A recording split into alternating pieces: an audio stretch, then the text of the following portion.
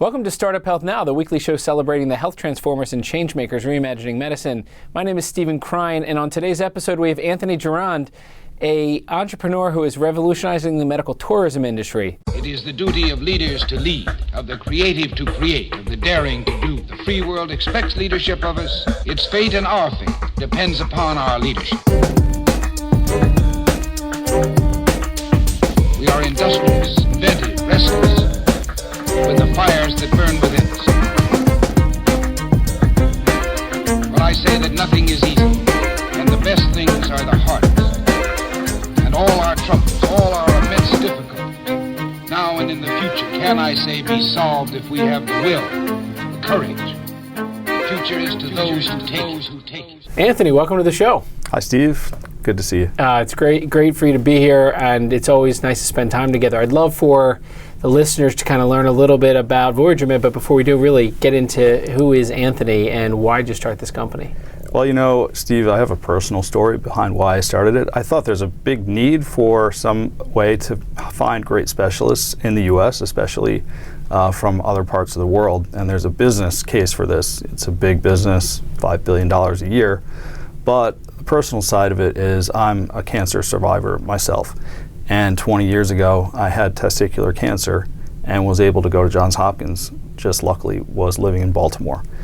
But as I researched, how medical tourism works, people aren't as lucky around the world in finding the best specialist for what they might have. So that's why I started the company to begin with. And what were you doing before you started this company? First-time entrepreneur, so tell everybody what you were doing. Well, I had a successful career on Wall Street and kind of built up a good book of business. Ended up at Forbes Family Trust as a managing director, and one day my co-founder, Dr. Struan Coleman, came to me and said, we need to figure out this problem, and how do we get more patients to the U.S. to be treated by doctors like himself. So after a lot of thought and consideration and trial and error, we came up with the medical tourism marketplace where people can find and search and travel to the best doctors throughout the U.S. Always wanted to be an entrepreneur, like exposed to entrepreneurship? Sure. I mean, it takes a certain type of person to want to leap from Wall Street or any industry for that matter into entrepreneurship. Yeah, always wanted to be an entrepreneur. When I was in college, I had a few businesses that I'd started, nothing big, just things for summer jobs and things like that. But when you're running your own business, it's a big leap of faith in yourself, and you have to have a passion behind it, and why you're doing it isn't just about making money. And I think so much more so in healthcare, because you're affecting people's lives, and it's not just always about making a buck on every transaction. It's about helping people. So had you thought about doing it before and just didn't have the right idea, or you hadn't really thought it was at the right? Yeah, that's it. And I tried a few things, and while I kept my day job, this is the first thing that kind of really let me take the 1 foot off the dock and get on the boat and go. And I think having that own personal story behind it was really what made me take that final leap of faith, knowing that I could do what I'd done for myself and for other family members over the past year, actually, and give that to the rest of the people that are becoming customers of ours. So how do you describe VoyagerMed? I mean, you just kind of generally talked about the area you're in, but what do you describe? What is VoyagerMed? We like to think of ourselves as connecting people with great doctors. That's our mission, right? At the end of the day, how we do it is through an online marketplace where people can find and evaluate and then choose and travel to the doctors that we have in our network. And that's different than going to Yelp or going to a doctor rating site like Vitals. I mean, tell me a little bit about how it's different. I think that a lot of doctor sites are really educating around kind of, do they take your insurance? Are they local to where you are? And we're more about think outside the box, and especially if you're coming from another country. Like, for example, in China, they only have 5 of the latest cancer drugs that have been invented in the past 5 years, where we have 50. So there's 10 times more drugs that are available to treat your cancer in the US. You have to come here. If you have a specialized form of cancer, or even one that responds to immunotherapy, let's say, those drugs aren't available yet in certain parts of the world. Right. So when most people think about medical tourism, they think about going the other way, right? Getting cheaper version of a procedure or a treatment somewhere else that is a fraction of the cost of the U.S. You're doing reverse tourism? Right. So most people read in the media about people that are going to Thailand or Costa Rica or some exotic place in the world to get lower cost dental care, let's say, or plastic surgery. But we thought about it differently. We want to create a network of great doctors, and starting with the U.S., we may go global at one point, but we'll still be all about the doctor. We really want to focus on great doctors first, medical innovation, and then bringing together patients that need that innovation from those doctors and making sure they get access to that. Okay, so you're vetting the doctors, and then people hear about the marketplace. They go online, find the vetted doctors, and then? Yeah, so then what we learned is, over the past year, we learned that people really want to have that connection with the doctor first. If you're coming from India or the Middle East or from China, you really want to talk to your doctor first, that you're coming all the way around the world to see. So we integrated a virtual consult platform, a telemedicine consultation, where people can sign up and talk with their doctor that they're going to see and talk about their condition and get a virtual second opinion before they actually make that big leap to travel to the U.S. Yeah. So tell me about, a couple of examples, even one great example or two great examples that illustrate the power of this platform that kind of come to mind that wouldn't have happened but for Voyager Med. Yeah, we had a patient come to us, and this was actually a specialty that we hadn't focused on. A young man in India had a rare form of what's called moya disorder. It's a type of mental disorder, and was suffering from a very severe stroke. And so we were able to find the top expert at Harvard at Children's Hospital in Massachusetts. So he just told you what he logged on, and I'm just trying to get a sense of how. So he logged on and sent us, the family actually sent gave us. You the problem. That's right. So this is the problem we're having. And I said, you know what, we've got to help this person. This is not really what we focused on with our specialties, but let's see what we can do. And so once we got connected with them, we connected with one of the top experts in the world at Harvard and got them together in a virtual consult from India to Boston. And we're able to kind of give them, they were having problems with the hospital in India because obviously the family was very stressed, and we're trying to push as hard as they could. If you've ever had a family member in intensive care or an emergency situation, you want answers. I mean, you want things to happen, and when they're not, and when you're under stress, sometimes you get upset. And that's what happened in this case, and the doctors weren't responding anymore to kind of the medical needs of the patient. So what we did was get a virtual consult with the doctors from Harvard, with the patient in India, the patient's family in India, and gave them a real great peace of mind, a second opinion, a kind of a treatment protocol and plan where they were educated and they were empowered to kind of feel like they could give instructions on an educated basis to the doctors there, and gave them much better feeling about the treatment care that their son was getting. Okay, and they came here? And well, this is still ongoing. This is just like a recent case. This is a recent case. Once he's stabilized, they're coming here with us to. All right, so go back 6 months, a year. Tell me another example of I love it hearing how this went from a simple request into actually success. Yeah, so about 6 months ago, one of our very first patients, there was a family from the Middle East that had the patriarch of the family. They were in Pakistan. And he had a very rare kind of disorder with his hands where he couldn't use his hands anymore. And so one of our hand surgeons, Dr. Badia in Miami, Florida, is an expert at orthopedic hand surgery and upper extremity. So we got them together in a virtual consult as well. And what you're able to tell with a telemedicine consult from our platform is really kind of what's going on, what are the limitations, and he was able to diagnose right away some of the problems. And he recommended, instead of doing surgery on both hands at once, let's do one and see how that turned out. So the patient came to Miami, got surgery, and a very good outcome. Excellent. So I understand what the compelling need is for the patient or the family member who has the situation they desperately need help with. What type of doctors or providers or hospice systems are using the platform or signing up for? Tell me what their use case is. Yeah, I think that medical tourism from big institutions, the Cleveland Clinics and the Mayos and MD Andersons of the world, it's been in place for decades, right? They've been having people come to them for a long, long time. So the value proposition for our doctors as individual or practitioners that are not associated with a big institution like that is that they can get access to these patients, and number one, to deliver the innovative care that they are doing day to day. But from a business perspective, typically these patients are cash-paying patients, and they're very eager to kind of learn more about what their options are outside of their home country and access the quality of care that we can deliver to them. Right. So what's the I mean, it's fascinating when it seems so simple, right? You just think about duh, right? But what's the marketplace look like? Are there a lot of competitors? Do you find there's a lot of options out there? And if so, how are you different? Yeah, I always say our biggest competitors are the big centers, right? So at Mount Sinai or Cedars-Sinai, the big names in each region are kind of our competitors there. But we look at them as collaborators as well, because we'll work with the doctors that are within that institution to bring patients directly to the doctors.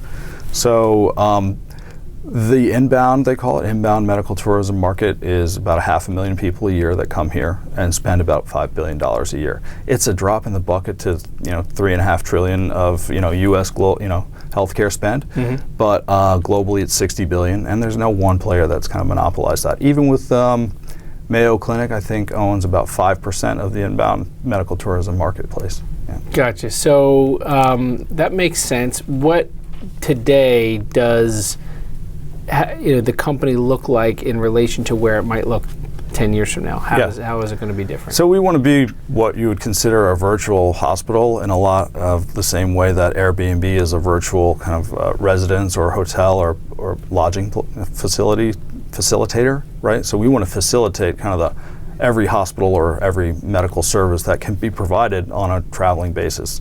You're not going to go for trauma care, but we're working with some trauma doctors on virtual consult because these doctors know a little bit or a lot about many, many different things that come in the door in a trauma unit. So they're ideal for something that happens in real time and with our medical, our virtual consult platform. Gotcha.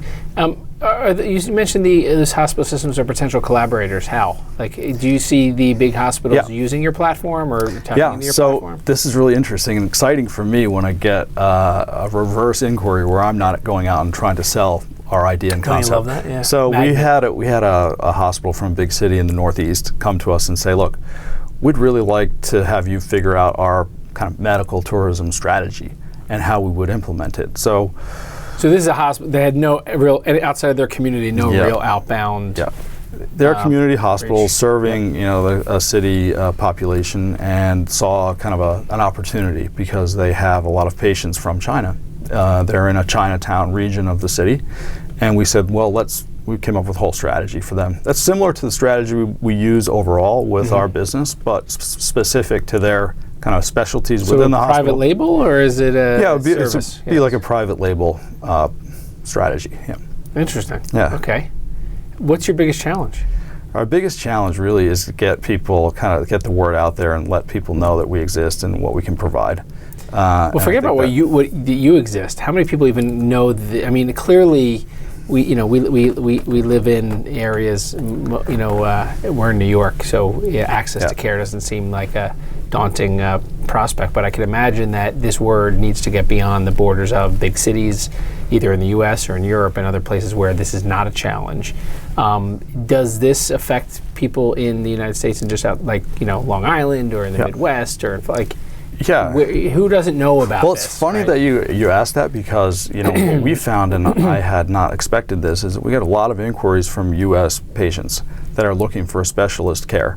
So it's not all people from the outside the U.S. coming here. Right. So when people Google search a certain specialty and they'll find a doctor on our site, they'll inquire, make an inquiry to us to find out if they can get connected with that doctor.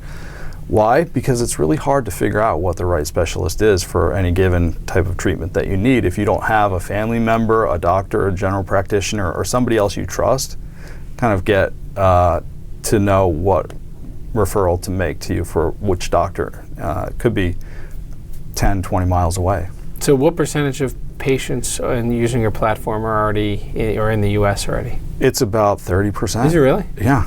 It's about 30%. So that's a really unmet demand And I think that we're meeting it by providing them with a great service. Gotcha. And so, who pays here? I mean, it clearly, there's money moving hands between the patient and the doctor. I mean, what's your business model? So, at the initial outset, a virtual consult is a paid consult. It acts as a second opinion, and we're competitive at about $500 for an hour consultation with a specialist. And then once they decide to come from another country to the U.S., we take a percentage. It can be 5 to 15%. It usually falls out around 10% of the procedure fee. So it doesn't cost the patient any more money, it's the doctor? No, because the doctors, we negotiate with them a bundled rate, and within that bundle is our fee. Gotcha. So to mark this place in time, how many doctors are on the platform right now? We have about 600 doctors on our platform that have signed up with us, what we call our board of medical experts. So in orthopedic, spine, fertility, cancer, cardiology, and plastic surgery, those 6 specialties. And we'll grow that to over 24 very quickly in the near future. And biggest one is? Biggest area? The biggest area is cancer treatment, right? And so after that is orthopedics. Yeah. Excellent. Okay, good. Amazing work. And I know how long has the company been around? It'll be 2 years now. Pretty soon. Yeah. All right, so let's switch back to entrepreneurship. The last 2 years, biggest surprise from the entrepreneur's perspective? I never knew I could work this much without feeling so great. I mean, it's just like every day is a new adventure, and every day is a new challenge that I just can't wait to meet. It's a great experience. What do you wish you knew 2 years ago? I really wish I had known how important the virtual medicine, the telemedicine part would be. Would have built that right at the outset. We launched our site about a year ago, and I think we would have integrated that right away, because that was in the conversation with the patients, that was something that was in very high demand. Yeah. So you created a process that makes it work, and so that's you only get that from going out to market to figure it out. Right. From an entrepreneur perspective, you have a team, you've got a whole bunch of things from deliverables for your product, taking care of your customers, finding great doctors. What do you use to kind of stay organized, stay on top of things, and kind of stay sane? I'm old school, but I love search, so I just kind of throw everything onto my desktop on my laptop. I don't have like anything kind of physical much anymore, but I search, right? So I love to have the ability to search for where everything is. So Google is my favorite. I wish it was a Google for my physical life, where I could like just Google where that hat was or something. Internet of Things, you'll get there. And are you reading a lot to figure this out? How you kind of who are you surrounding yourself with to kind of learn the entrepreneurial ropes? Clearly, as you got a great advisory board, you got a great team, but who else? What else do you? I mean, you guys have been fantastic. I mean, without Startup Health, I don't think we would have gotten to where we are today as quickly. Oh, stop. And no, but it's true. I mean, if you ask other transformers, they'll say the same thing. It's phenomenal. Well, you're part of an important army of entrepreneurs that are all working together to figure out what works, what doesn't work. So yeah, the other thing I use very religiously is LinkedIn.